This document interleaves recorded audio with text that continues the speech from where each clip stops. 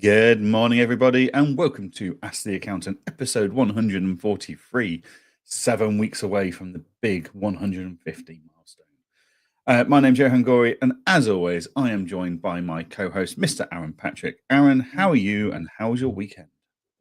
Very good, thank you, very good. And I'm really excited about today because I think this may be the episode where we've had the biggest launch of something ever in the history of Ask the Accountant. I was trying to think back when I was on my dog walk this morning. I was like, what else was there? Because we weren't around for QuickBooks Advanced, and that was pretty big. Well, big for us, but I can't think of any other launch other than this one that's had so much instant.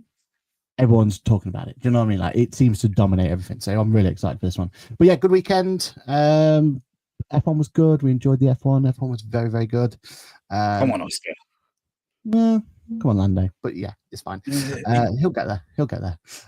And watching England win the Euros was pretty satisfying as well. Incredible success. It was. So yeah, great weekend. Very busy, but good busy. We always like good busy. What about yourself, Jan? How was your weekend? Yeah, I had a good weekend. What did I end up doing?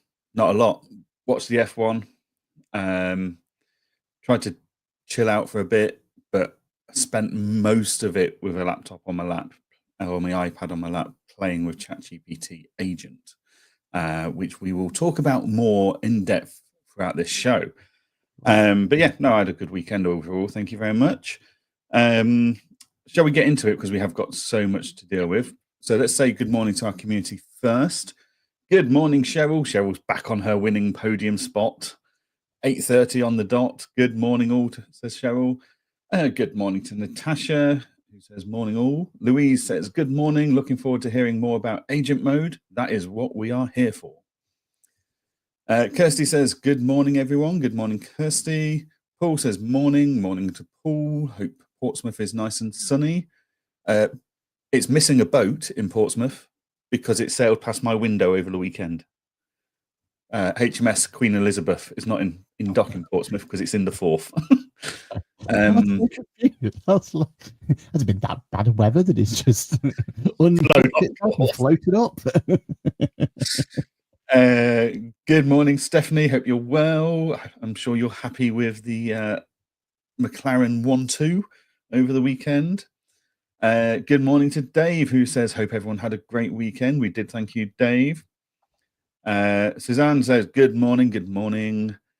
Stephanie says, unicorns are still there. I'm here for it. Yes, they are still very much there. I've got a plan. I've watched plenty of YouTube videos. I know what I want. I just need to find it and install it and stuff first. But I might leave a sliver of unicorns for nostalgia. No, you should chop them up and sell them. Come out. Like the F1 flag. Yeah, exactly. And good morning to Juliet as well. Good morning. Right, let's get into it. Let's get the trivial stuff out of the way first. Good news, if you don't like NTD corporation tax has been scrapped. HMRC are going to still look at modernising the system to suit businesses' needs in this complex situation of corporation tax. But MTD corporation tax has now officially been scrapped. So we will only be doing self-assessments and VAT through the MTD system. So let's see what mess they can come up with as an idea for corporation tax, shall we? Any thoughts, Aaron? Is this the right direction? I mean, when we first heard it, I think the whole industry went, woohoo, and we cheered. And yes, one less thing we need to worry about, and we have got so much to worry about at the moment, right? It is becoming increasingly more difficult with MTD for it, and then we've got the ACSP palaver. Like there's so much going on at the moment that actually taking that one off our plate, we should be happy about, right? We should be satisfied with. My only thing is that, if I'm actually being completely honest, isn't MTD corporation tax the most important one? Like, that was the one where we really should be getting like that consistent data from, really understand it. Like a limited company is so much more at stake there, right? There's so much, and you know, there's such bigger entities and everything else. I just felt like not going ahead with that, not putting that into system is probably going to be detrimental to us in the long run. Like we're not going to get the need of, because think of all the positives we keep talking about for MTD for it, right? Yeah. Everyone's going to be on electronic systems. We should get better payments. Like, there's all these positives. We're getting people on, with faster things. We get AI that can go and help us reduce, like plus. Like forget the negative about what it is. All the pluses of coming in. If we could have brought that to the corporate world, I still got some limited companies who they'll give me a shoebox full of records, right? Like, and they never needed to do anything else. And they're a limited company because it made sense back in the day when it was 0%. Do you know what I mean? Like, and they're just historically still limited company. I just feel like all of that positivity around MTD would have really, really helped the corporation tax world. And my scariest thing now is that means that HMRC have no reason to kill the old portal, our normal HMRC service portal, and migrate everything over, because we consistently now going to have these two portals running parallel. That standardization's gone, isn't it? That's what they were aiming for. It's now gone. Like I think the irony is most limited companies, finger in the air, metal tinfoil hat type thing. Most limited companies are probably VAT registered, which means they're already using cloud accounting software because they've got to for MTD VAT. Surely MTD corporation tax was actually going to be the easiest rollout of the bloody free. The most of them, 100%. Like, because it was already there.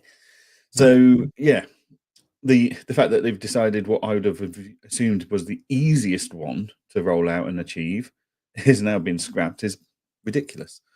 Yeah. But there's great minds at work at HMRC and in the government. We shouldn't question them. We just do what we're told. Just trust of them in their abilities, I'm sure. Have they got our best interests? Yeah, I don't know. I get it from the point of view of like it probably would have been from a cost point of view and an implementation point. It probably would have been a lot more than the MTD for it is. But even MTD we're still going to have this split, aren't we, of the old system versus the new system. And you know what I mean? Like there's still going to be complications there. Not everyone's going to go into the scheme. So we're already getting there. Were we going to have the same with corporation and everything? But doesn't this put even more pressure on companies' house? Like, isn't this because they've now taken away their ability to file via the portal, right? Like, wasn't that in line with, well, everyone's going to be doing MTD corporation tax soon anyway, so why they're already going to be on software? Why give them this option? It just feels like there's too many. Like, it's just a missed opportunity, isn't it? And it's the same as HS2 not going all the way to Manchester, right? We've only gone halfway. We've gone to Birmingham, and people are like, well, great for Birmingham, but for the rest of the country, and it feels like that's what's happened here, right? For the pro MTD people out there, and again, there is some pros out there. Like even the fact that MTD for it, in theory, means that we're going to have better practice management solutions going forward, because they're going to be able to bring the data directly in. And when we send our letter out, say how much you owe, we should be able to say how much that's actually going to be, and things like that, right? We're lovely to have that for corporation tax. The idea that from practice management solution, it could be told that it's been filed, right? We can't have that in our current system. To be honest with you, I'd just be happy if they could sort out their reconciling issues at HMRC. So when your client makes a payment and uses their own UTR number but misses off the A's and something, it can go, well, that payment looks like that amount and it goes to that UTR number. Okay. Like, why do we have to overly complex that payment thing? Never mind the rest of it. Yeah. But we'll come to the comments in a moment. But the good news is, for all of those things that are going MTD, the Ask the Accountant Network is spinning off a new podcast. So I've not been involved in this. I didn't make the cut. I wasn't worthy of a spot on this podcast. I'm not insulted. I'm not offended. I will get my own back at some way. But Aaron, as the lead on this little project, why don't you tell us all about it? Yeah, so we've decided to bring a new series to the Ask the Accountant Network called the Watch series. And we're going to have different topics, plenty of topics already. AI is definitely on the forefront at some point. I probably won't make the cut for that by the sounds of it. But MTD Watch is going to be our first in the Watch series. We're going for weekly. Myself, Amy, and Susanna. Yeah, Susan was in, wasn't she? Yeah. Yep. We're going to be talking all things MTD. And we want to talk about not just the latest news and everything, but how we're going to implement it. And my favorite part of the Watch series that I'm looking forward to is where we're going to try and pitch each of us whatever software we're thinking about using for our practice and why we're going to use that software, and try and do a little bit of a, this is why this software is going to be great for MTD and stuff like that. So items like that, really excited for it, looking forward to getting to it, and there'll be guest appearances on there as well, so you can think many people from the industry are going to be jumping on, giving their take. My favorite one that we've hopefully got all planned up is we're going to ask someone who's completely outside the system, and why they have basically sat there thinking, why are we all so upset about this when, you know, in Guernsey they have even more of a tricky situation. So I'm looking forward to seeing their reaction to it. But no, it'll be good. It'll be good. So yeah, and yeah, I suppose we could start with MTD Corp not making the cut, which yeah, it's frustrating, but that's the way the cookie so watch our social channels for that. We started advertising it last week, but yeah, watch out for the channels for that. Let us know if you're enjoying it, comment on it, like it, etc., just so we know it's going in the right direction. Otherwise, I'll be the first to make sure it's axed. If it underperforms, gone. That's it, done. So we're live on Wednesday, so there we go. And that's more of an see how that goes. I'm looking forward to it.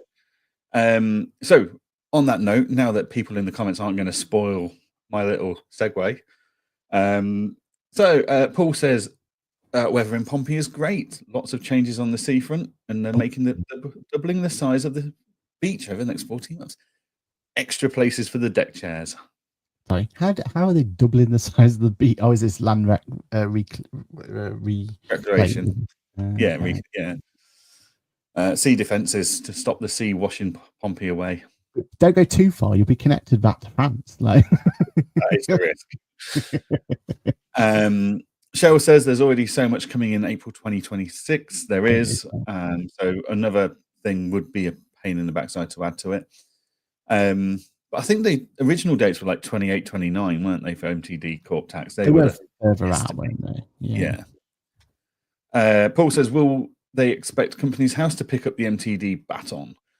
I doubt it. I mean, they're only just getting around to ID verifying people, never mind accepting more than annual returns. Christ. But they have already said that you can't file accounts now without computer software. The problem is you don't need computer software. You could use a spreadsheet and then still file through computer software, because it's the accounts production tool that's got to be computerized, not the part before it. I did see some tinfoil hat moment thinking that Companies House might expect tagging going forward. So that's the idea, where because everything's going to be electronic, then when you submit it in, you'll already have tagged certain elements and stuff like that. Yeah. We already do for corporation tax. So I hope that doesn't come in, because I think that'll get too messy, won't it? Yeah, definitely. Dave says, looking forward to Aaron, Amy, and Suzanne podcast series of MTD It series. Yep, so are we. Looking forward to seeing how that goes. Lorraine says, HMRC are planning to move LTD corporation tax to the new platform. They'll then overhaul the system. Interesting. Oh, but what's the incentive to move over, right? And what benefits will we get as the end consumer, as the accountants and bookkeepers and business advisors? I just feel like, they're going to have to, because they're going to have to close that portal down at some point. But when? 2040? 45? 50? You know, next time someone's on the moon? I don't know. That's the problem, isn't it? Yeah, exactly. Stephanie says, join the club, Johann. We'll create our own. And then there we are. We've got a rival podcast already. Suzanne, I can't wait for MTD It podcast. Fantastic. I mean, I just feel comforted that I know it all came off the idea from my webinar that I did from Engager back in like January. Like, you guys are like 6 months behind, really. I'm not really sure how you spun it into a podcast, considering I did it in an hour. Suzanne's excited for this podcast as well. And Juliet says MTD podcast sounds fab. Fantastic. Cool. Right. That's the mediocre stuff out of the way. Let's get on to the good stuff, right? Yeah. So on Thursday, as I had promised the week before, on Monday last week, ChatGPT agent release to anyone that's on a pro plan, Teams plan, or plus plan. And what a 5 days it's been. I mean, I've got so much work done off my need to do at some point list that I couldn't really bother to do, but actually agent's done it for me.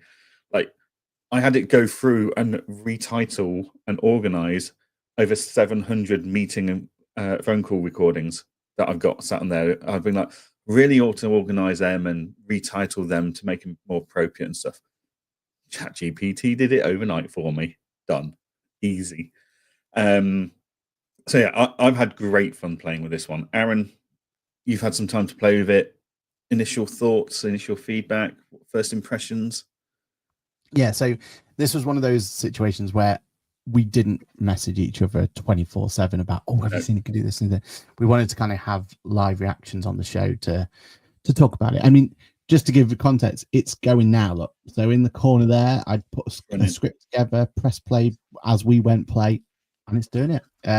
What's it doing? What did I say to do? So I've got it to go through all of my pending signature requests and just go and ask for an update. Like, it's going in and it's going to send all of those out. So it's gone into Client Engager for me. It's going to go through all the stuff, and it's just all it's doing now is what I would have had to have got a team member to gone and done and paid them to do it, right?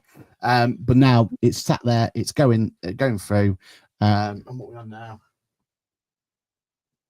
Yeah, it's done 12 out of 64. Done. Do you know what I mean? Like, that's it. It's just going to. The thing is, you don't care how slow it is, do you? Because you're not doing it. I'm doing a podcast. I wouldn't be able to do that task while doing this podcast. It's impossible. Who says a man can't multitask, people? Yeah. Yes, it took a while to get to AI and to get AI to do it for us, but we have achieved multitasking in the male generation. Yeah, and I literally set the prompt up so we have our little thing going, don't we? Our little chat list thing going and doing that. I literally set it all up and press play while we're doing our intro, and off to the races we are. So yeah, it's the future, as you've said many a time, and I didn't think it would be this sophisticated this early on. My naive around this was, oh yeah, it's gonna be cool and everything, but this is gonna be a Zapier version 1. Yeah, where there's some amazing things you can have it, but you're gonna have to learn this whole new language, this whole new thing, this how I generally feel like I can script anything at this point. And what would you say? We're in day 5 now, is it? Is that what we're at? Yep. I'll be honest with you. My initial scripts were ChatGPT created. So I asked this ChatGPT, if I needed you to do X, Y, Z, what script would you tell me to do? And there we are. That was my first script. Yeah. But yeah, no, Jan, you were the most excited about this. What have you used with it? How have you been implementing it? How's it going? Give us your first impressions. Yeah, I mean, it has been a game changer. Before we go any further into it, though, I want to preface that anyone in the accounting and bookkeeping space that is using this tool should be doing it on Teams, the ChatGPT team package. It is the most secure one out there. I've spent quite a lot of time this weekend answering security questions, showing examples in the Facebook group for Engager, and there was a lot of uncertainty about what security came with which package. So I've put together a PDF that's in the Engager Facebook group for people to go through, see the pros and cons, and see what is and isn't there for security. But everyone should just be using the team package. So what have I been using it for? As I said, it's gone through all of my recordings and transcripts from 700 plus meetings, and recategorized them all for me, retitled them for me, because a lot of them just had dates and times of the meetings. Yeah. And it's read through the transcript. It's gone, right, this is the title of your meeting. Here you go. I'm still playing with it in Engager to try and work out what it can do for us. So I hadn't thought about it going in and resending things. That's a genius idea. So that's done. That's on my list now to play with. I told it to go through all of my services in settings, look at the phase name, and allocate a time budget for each phase. Yeah. Love that. That it felt was reasonable for that phase to be completed. So it's gone through and done that for me. It's increased some time allowances. It's decreased some of us. Someone asked me, what counts as reasonable? It's like, well, it's the same concept as when myself or Aaron talk about what's reasonable for a certain task to be done in our firm. It's down to our personal experience, knowledge, and our systems. So there's going to be a bit of tweaking. What I then told it to do, because I've thought about it a bit more, was I downloaded all the time logs from Engager into a CSV. I uploaded that into ChatGPT, told it to review and analyze those, and then to come up with suggested budget time allowances from that historic data based on averages. Brilliant. And then I told it to go in and update the time budgets in Engager for that. So yeah, that was very cool. I've seen it doing all sorts already, and it's very, very cool. I've not plugged it into and told it to use like QuickBooks or Xero or anything yet. I've just kept it there. Every morning I tell it now to go into Engager, take all the tasks and deadlines that are allocated to me in the next 14 days, check if they're in my Outlook calendar. If they're not, to create them in my Outlook calendar with two days before the deadline to make sure I've got time allocated to work on them before. So I've said, I want you to allocate 30 minutes per task per deadline. I want you to allocate that into my diary 2 days before the actual deadline is stated in Engager. So it then goes, right, so yesterday it did 14 days worth. Today it went and looked over the next 14 days and went, well, you've already got all of these in there. I've just got 1 day's worth of deadlines to add. So I've done that now.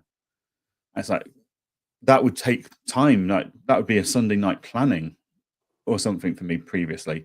It's in there now. It's done. And because I use Motion AI for my calendar, if I miss any of those deadlines, as it were, Motion will reschedule it. Or if a meeting that comes in is more important, Motion will reschedule it all for me whilst making sure I hit the deadline. So yeah, very, very cool. Very, very cool tool. Very, very powerful. It's going to save us all a lot of time. The other thing I've had a lot of questions on is security and risk and stuff. Like it shows you what it's doing. It shows you what it's thinking and how it's thinking about it. It doesn't store your login details. So you get like this virtual desktop where you can see it moving around. It doesn't store your login details because you have to enter them every time manually. Slightly worrying that it did manage to pass a "Are you human?" test without my intervention. So I think it was Cloudflare. I think it was called Cloudflare. It was one of those tick a box to prove you're human. And ChatGPT did that, no problems at all. Because I was sat there, I was ready to log it to take over, because you can take over the control of the virtual desktop. And I was ready to take over, thinking I'm going to have to pass this human test. And it just flew through it. It's like, oh, maybe I don't need to do the human test. That Cloudflare might want to look at their human test functionality. I don't think it'll pass the Google one where you've got to go tick, tick, tick, tick for all the different bicycles or something, because I can't pass the bloody human test on that one. But yeah, look, with these things, there's always inherent risk. When you take over control of the virtual desktop, ChatGPT says, look, I can't see what you're doing because you've taken over control. So you can't go, look, let me show you what I want you to do, because it can't see when you're in control. So it can't see you entering your login details, etc., like anything like that. But there is still going to be risk. That's why we've got to mitigate risk. So I use the Teams package. It's got the most secure GDPR sensitive stuff in there going. If even after that you're worried, that then you can turn on the temporary chat thing. So that, because Teams one doesn't store data and doesn't teach the larger algorithm what you've been doing, so it learns. But you can go into even more secure mode and do temporary chat, so it doesn't remember anything. But ultimately, it's like parachuting. Some people will look at that and go, "It's a bit risky. I'm not going to do that." Other people will say, "Well, what do you mean it's risky? You've got a parachute. Like, what's the problem?" So it's down to your risk appetite. And if you're not feeling comfortable using it, don't use it. That's fine. 100%. But with that decision comes the acceptance that your peers are going to overtake you. Like, I've done more work in this weekend because of agent mode than I've done in weeks. All those tedious, mundane, boring data processing, data cleanup tasks that I've been putting off for far too long. Yeah, and it's putting off is a big one, right? Like, that's the big one. So I'm now cracking on and focusing on high value stuff instead. So yeah, there is a risk to it, but I'm comfortable with that risk personally, and my firm is. And we've already got the fact that we use ChatGPT, setting our data policy and stuff. So yeah, I mean, your thoughts on security and stuff, Aaron? Yeah, so from a security point, definitely the moving to Teams was the best decision I made, because that gave me that confidence, right? I was too many times I was like, oh, should I be doing this? Should I not? And then as soon as we moved to that Teams plan, it just took away that fear. What I would say is that I feel like ChatGPT have already kind of made it so that you get that confidence straight away. Like the idea that I had to switch my camera off then because I had to go and log in for it, right? Like it's still, there's still that element of, well, I wouldn't have the camera on if I'm going to log in, so I best switch that off. Like we're still, our normal security issues we're still putting into play. Like I wouldn't leave it on a laptop and walk away from it. You know what I mean? Those sort of things are, for me, giving me that confidence that they've definitely thought about something. I mean, it's not perfect. There's definitely things that actually this is going to mean that we can't achieve something. And we'll talk about kind of what we want out of this later down the line. I think that'll be a good topic to go on to later. But I think as it is now, there's enough, they've been clever enough to put enough kind of barriers, if you like, to give you confidence to go, oh, okay, right, no, you know what, I get that, right? And even while I was watching it go through, and it, I can't remember exactly what I was asking it to do, but I clicked the wrong button, and it clicked the wrong button and went, oh, I wasn't expecting this to happen now. Let's just ask first. So it stopped what it was doing and asked me for my input before it carried on. And then when I said, like, if you get a pop-up warning box, like, if you do this, we're going to delete this type thing. And well, hang on a minute, Aaron, what am I doing here? Yeah, guide me. And like any team member would do, right? Like when you get to a point where they found something for the first time. And, it's bits like that that give me confidence to go, you know what?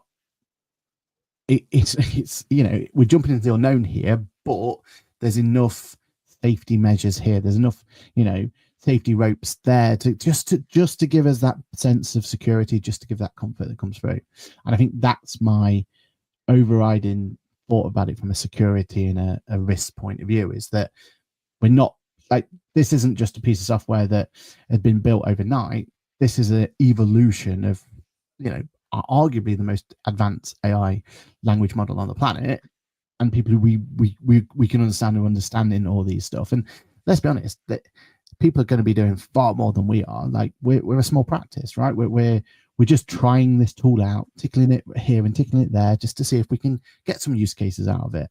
There's going to be people out there who are multi-billion-pound businesses who are going to be using this agent mode for far more sensitive and far more, risky work, but they got confidence in it because of the brand and because of what it is. So yeah, I feel like we're in the right bracket. I feel like we got enough security places in place.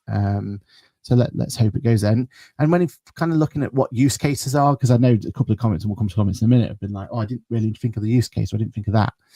Mine, purely selfishly, is like, and this isn't a dig at any software out there, but you get invested in the software, and you know, it doesn't matter how quick they're like Engage is by far one of the fastest, like bringing out new features here, there, and everywhere, right? But also it has a community of X amount of people, so the chances that every feature that I want being implemented from day one is probably quite slim, right? Like there's no chance that any one person is going to have their wish list ticked off. What I find this agent to do is go, well, like, you know, as simple as reminders on your signing request, right? It's a feature, it's in the log, you know, it's number 576 at this point, or whatever it is. I don't actually know what the number is, but it'll be in there. It's a consideration, but this can actually go, right, well, until that's here, here's a tool to do it. And you know, the amount of people that want email notifications, like I want an email on a Monday morning telling me what jobs I've got left to do. I've got to do this week. It's like, what? ChatGPT, you can now go into Engager, get that information, put into an email, and send it to you. Yeah. Like, yeah. If that's what you want, then ChatGPT can do that for you. Yeah, and back to that security, for what we've done already when we've updated our policies and everything else is we now have a ChatGPT login that only ChatGPT can log into. That's the only person who will ever log in there. So we've got all the audit history, and they're locked down to only be able to do X, Y, Z, right? And we will keep that only to do that, right? And so for that task there of going in, grabbing the notifications and populating, you know, in our case, HubSpot, and creating a nice new, you know, a ticket and stuff relating to it, I have that confidence that that's all they can do, because we've restricted them to do anything else, right? Yeah. So yeah, I just feel like we're in a. It was a tool when first announced. You were going, oh yeah, cool, that's all right, and like we went back to last week. The whole idea was you could do it while they were showing shut down the laptop and go for a walk or anything else. I think what we're going to find more than anything else is actually let it do it while it's doing it in the background, like mine is now, while we're doing something else, right? Like that's where I see agents coming into play, where we're multitasking, where we're letting it do it while we're doing, as you've already said, that high value stuff, right? Let it do its little, it used to take up our time and everything else. Keep an eye on it, everything else. So, you know, I'm constantly just having a quick look just to make sure that it's not doing anything daft. But ultimately, my plan is to do in the same way you would with a junior staff member. Exactly right. Exactly right. Yeah. So, and I think that's overall what I'm impressed with is just how much they thought about that and the implementation of that sort of idea. I think that's the cleverness for me. Loads of questions out. I'm sure people have got questions in the chat. You also need to remember with like security and stuff that certification takes time. So like everyone questioned me when I started using Claude over a year ago now to record all my meetings and calls. Like, oh, and AI is transcribing that. Oh, is that secure? Oh, I don't know how I feel about that. But now Claude has got through the certification process. So they're HIPAA certified, which basically means anyone in the US can use it to record medical conversations with patients, transcribe, etc. Like you don't just get HIPAA certification overnight. Like, so they've got HIPAA, they've got SOC 2. Teams for ChatGPT has got SOC 2. Like there's bookkeeping softwares out there that don't have SOC 2 certification. Like it's absolutely but I do think on that though, like it is down to us as well, because you know the amount of times now, like I'm sick of my own voice when I say it. Every meeting, because I openly have said that 2024, every meeting that I've had has been recorded, right? But also every meeting I've had that has been recorded, I've at the beginning said, do you mind if I use AI to take transcripts on this one? Like, and I'm sick of saying those words, but I've done it. You know, I've trained myself to ask the question before I press the button and put it through. How many times have we been on meetings where Fireflies or whoever it's going to be has just appeared, and no one's asked if they're allowed in or not. The assumption is that, well, I've invited, so I must let them in. Or the one that really gets us at the moment is CPD wise. Like we will do a webinar or a podcast or whatever and everything else, and people are just I sending. had a rant about this on LinkedIn last week. Yeah, like because someone turned up to an Engager demo. Well, no, their note taker turned up to an Engager demo. They didn't turn up, so we cancelled. We just closed it down, and then they were upset that we didn't demo to their note taker. Like, no, just no. But yeah, like we seem to all be more accepting of these recordings and transcribers, and that's fine. I think there's a courtesy there. Like, if you're having a call, you should tell people that you're recording them. Well, it's not a courtesy; it's a legal requirement. So whether they class you seeing Firefly in that screen as a user, as an attendee, is you're aware, so you've not objected. Well, I don't know. But yeah, it's back to ChatGPT agent. It's incredible. So let's go through the comments here. Ashley Lee says, "Good morning, gents. I've got 10 minutes for your show today." Unfortunately, Ashley, we missed that 10 minutes. So I think we have missed that by 7 minutes. Oh. Stephanie, interesting. I've been struggling to find use cases for agent mode. It's going to be like any new tool. Like, in theory, a screwdriver has one use, right? It's there to tighten the screw. Let's face it, we've all used a screwdriver as a chisel, a crowbar. We use it more and more in different ways that it probably shouldn't have been used. But the more you get used to thinking about, why am I doing this? I used to go, why am I doing this? Could one of my team not be doing this for me? Now I go, why am I doing this? Could ChatGPT agent do it for me? If it's a no, it's like, right, okay, well, my team's going to do it. But if it's a yes, it's like, cool. It can crack on with that while I do something else. But yeah, I think over time, and the more we all think about it, the more use cases that will come in. And like a lot of things I've been playing with are other people's suggestions. Like, oh, could it do this? So I'll find out. So yeah, Natasha says, I had the ChatGPT agent update all of my Notion tasks list from tasks from Engager.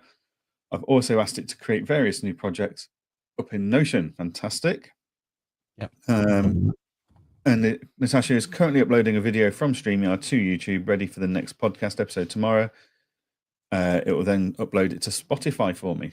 So yeah. So wait a minute, we could get rid of Producer Lizzie. Is that what you're saying? Producer Lizzie has been replaced with. I don't know.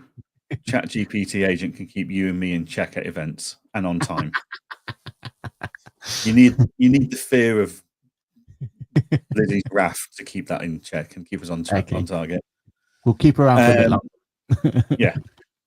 Louise, after setting up Teams plan and agent mode, I just need the inspiration of where we use it, and can't wait for more of these conversations to help each other. Exactly.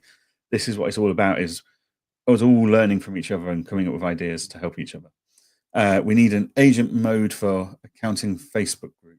That's not a bad idea. Great idea. Great shout, Louise. Paul says, Aaron, are you using or going to use the 365 Copilot agents? Would be great to compare functionality from ChatGPT agents. Well, I'll be honest, it's so frustrating to even get to know if you've got the right subscription to make it work. Like, I don't know why Microsoft have gone down this route, but they're just not open with what agent you have access to, which ones. Like, how long I was waiting for deep research before I just went, let's just get ChatGPT and just run with it. Like, they're all going to have very comparable features going forward, right? And we want that, right? We want each of the large language models to keep bringing on new features, and each one's going to fight, and we're going to get a better overall experience. But for me, Microsoft they're just not transparent enough, and they've got some great ideas, and there's a great ecosystem there, but I'm just frustrated because every time I log in there and I'm like, well, I've seen that on a video, but I don't have access to it. Whereas credit's due to OpenAI. We've said this already. Like, if they've announced something, you're pretty much going to have that within a week, or it's already there. Like, that's their mentality, isn't it? Yeah, definitely. And I've yet to see anything Copilot can do outside of its own Microsoft ecosystem that ChatGPT doesn't do better. Like it in Copilot's great in Excel, it's great in Word, it's great in Outlook and Teams to a degree, but what you can actually do with it's pretty minimal. Like there's far better tools out there for pretty much all of it. So yeah, like I have like we've renewed our Copilot licenses for the team members that have got them this year, but Microsoft is on notice basically that I doubt we'll renew it next year because even for meeting transcribes. Yeah, because we just don't see the value. Yeah, it's just not there. But it'll be, it'll be like we want Microsoft to do well here because, as we've always said with bookkeeping software, if one does something really well, it challenges the others to catch up, and it gets this leapfrog development progress going.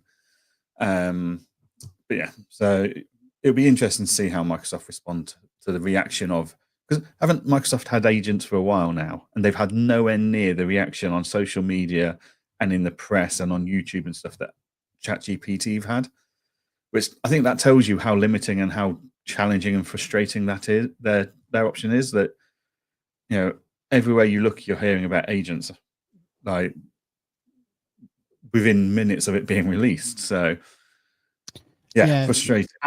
And I think as well they've gone down the route of, well, we want to maintain some sort of specialism around agents. So they've basically made it into a, well, you'll code the agent to do X, Y, Z, and then everything else. And ultimately with OpenAI, it's coding, but it's coding in much more of a natural language. And that's where OpenAI has completely changed the game on this, because me and you are not coders. We don't know how to code. They just made it accessible. Exactly. But we now feel comfortable, and all we've done is had a play, like, and ironically asked ChatGPT where to start. You know what I mean? Like that's the level of innovation and how easy they've made it accessible for anyone to play around with agents, where the Copilot Microsoft one is still, well, we want it to be a specialized role. So if you can code it right, you can make your agent do anything within their ecosystem. And I believe you can probably do more capable things, but it's the same as iPhone versus Android, right? I still believe an Android device can do far more than an iPhone can. But you've got to learn it, understand it, figure it out, invest time to learn it all, right? Whereas the iPhone just works. And that's how we've got with OpenAI versus everything else at the moment, right? OpenAI just works. Definitely. Kirsty says, I'm having a chat with the team at Otto later for the next development. Nice. Yeah, I suppose people like Otto, Genesis AI and stuff, they're going to be, if I was them, I'd be nervous as a software founder that this mega powerful company such as ChatGPT and OpenAI is potentially Sherlocking what we do. Like, we've now got to think, right, how do we get ahead of this? Like in Engager, I'm there going, cool, I can teach users how to use ChatGPT to deliver, as you said, on like, oh, don't wait for us for that feature, just use ChatGPT, that'll get you there quicker. Like, I can talk about a hybrid approach. Whether that's achievable with Otto, Genesis AI, QuickBooks agents, Jax, Sage Copilot and stuff, I don't know. But yeah, especially at the price point, because the reason I've not looked at any of the AI bookkeeping tools is I may as well employ someone for the price they want, for the volume of transactions I need. So for me, it's just not a viable. Like, I'd rather have someone that can do all of that and have client meetings and talk to clients than just do all of that, basically. So for me, I've yet to find a pricing structure that makes it a viable option for me. Whereas you ChatGPT, 25 quid a month a user. Yeah. Yeah. And there will be credit limits on this. So you get 40 agent requests a month with your Teams package. A bit like you get a limited amount of deep research requests. Yeah. But you can buy more credits. So that's now available in ChatGPT. You can go in and buy X amount of credits for X amount of pounds, and it works out. They've not released the agent credit consumption rate, as it were, what you need to buy for that. But for a deep research, it works out about £2 per deep research after you've gone past your limit. So £2 for the amount of time it saves me, worth every penny. So yeah, it's going to be interesting. And that whole idea about Sherlocking as well. I mean, I don't know how much you've gone into it yet, but creating your own chat GPTs, like creating your own. I'm, and maybe it's already out there and we've just not found it, but we haven't really found an AI tool yet that can review a set of accounts for you, and put it through there. But I don't need that tool now because I've already built it, and I built it using AI chat GPT thingy tools. So this is where it's getting really interesting, that there's all these different types and all these different niches and specialist ones that are going to go in there and they're going to start doing. But actually, give yourself an hour, half an hour, you could probably build that tool. That's how scary that is at the moment, where we can Sherlock these niche tools just by leveraging the tool we already have. I mean, my review one at the moment, it goes onto Company's House, make sure that stuff's there that's comparable. I've even taught it now with the agent AI to keep up to date what's going on in the client engager. So is the date consistent on every the address consistent on every single piece of document, right? It's looking at other things. It's looking into my working papers to make sure that depreciation's put in and all that sort of stuff, right? Like, it's doing enough at the moment. It's doing what it needs to do.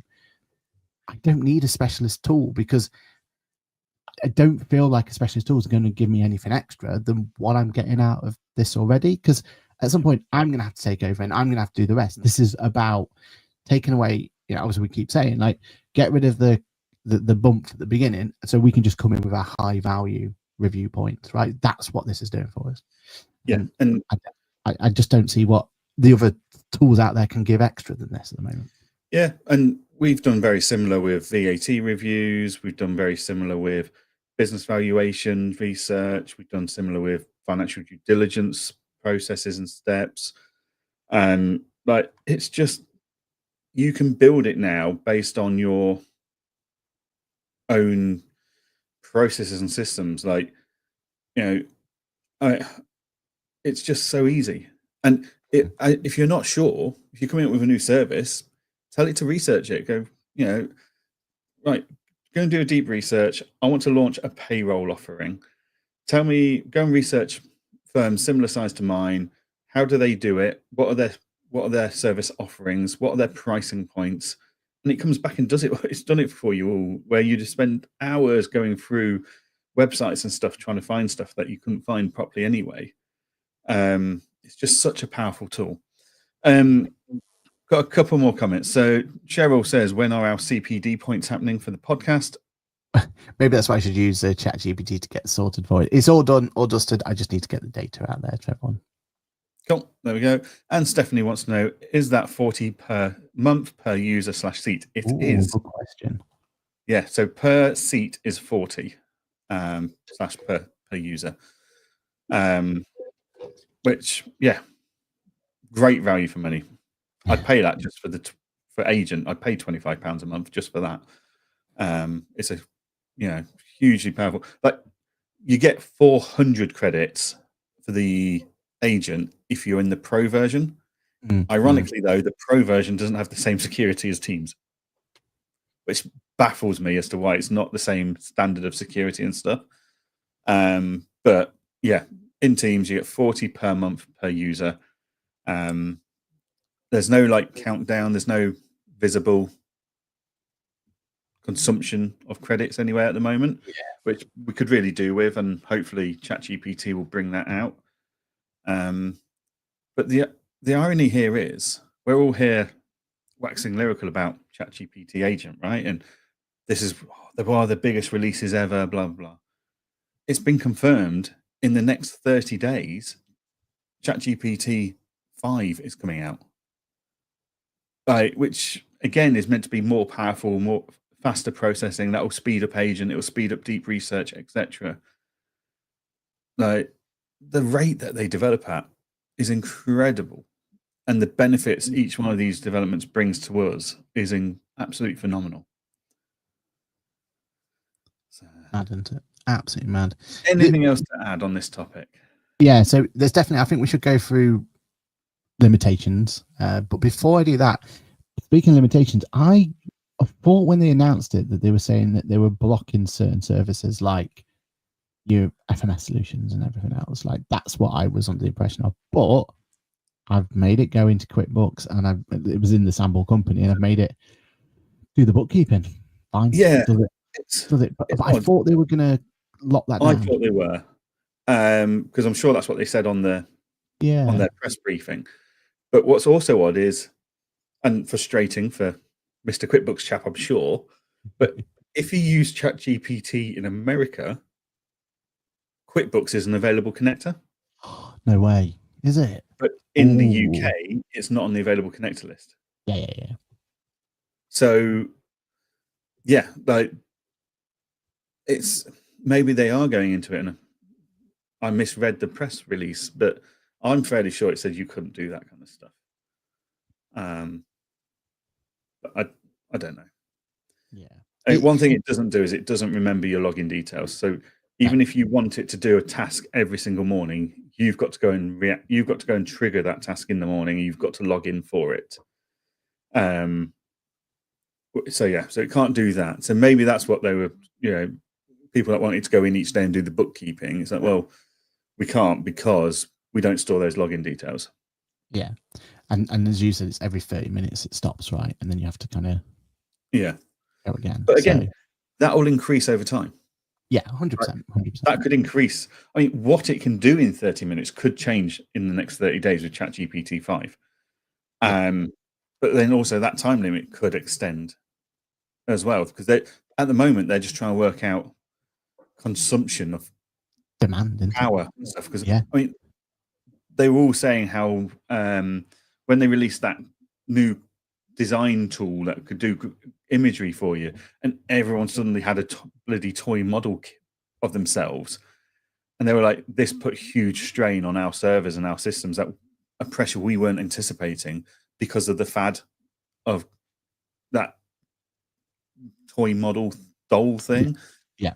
So obviously they're worried about that with agents as well. So that's probably why they've curtailed it to 30 minutes and 40 credits. But as they can understand the pressure of that more, they'll be able to increase those limits. I think that comes nicely to what my want list is, because as much as I'm loving the whole virtual desktop, and I think it works well, with them going down the route of going more, let's make an app that can go on your desktop and do things like that. I'm hoping at some point that this agent can control your own desktop in some sort of way. Because I think that would solve a lot of the problems, right? Because then you could surely using the desktop app that could be done. Yeah.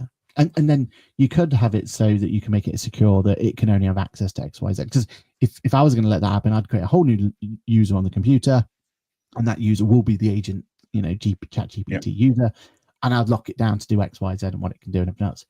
And then it could log into any password or anything that I let it to, right? Like it will have that access, and it doesn't need to know what that password is because it's using whatever password management tool you have on that computer, right?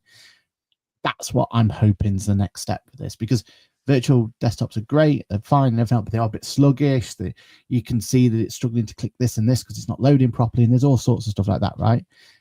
If we could have this just go, right, okay, go at it. Like here's an environment you can go and that I can watch you do and all that sort of stuff. I think that's the future. And then we can look at proper scripting and going, right, at 9 o'clock on a Monday, do XYZ.